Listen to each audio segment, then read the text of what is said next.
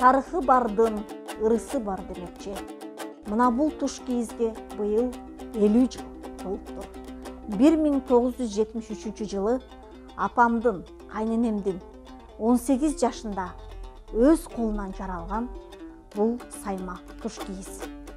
Карагылачы, эмне деген эмгек кеткен, эмне деген сабырдуулук.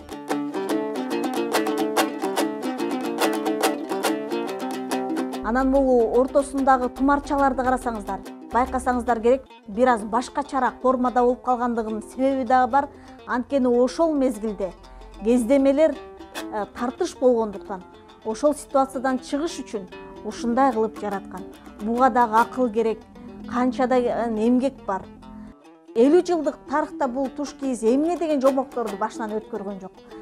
Ошон үчүн биз бул туш кийизге дагы бир жашоо берип, биздин дагы жомокторубузга күбө болсун деп, улуу муундардын, ошол апаларыбыздын эмгегин баалап, биздин дагы балдар биздин эмгекти баалашы керек деген максат менен, ошол баалаганды үйрөтүш үчүн ушул туш кийизди азыркы заманбап кеңсебизге илип алууну чечтик.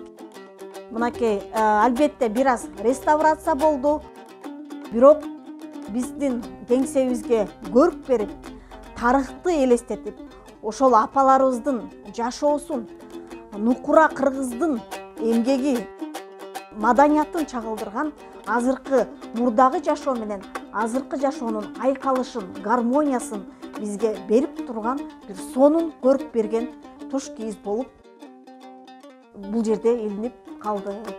Анан биздин дагы мындан аркы калуубуз ушул туш кийиз да биздин сонун жомокторубузга күбө болуп, балдарыбыз, неберелерибиз дагы ушундай биздин эмгекти баалаган муундардан болушуна биз дагы ата-эне катары түрткү беришибиз керек.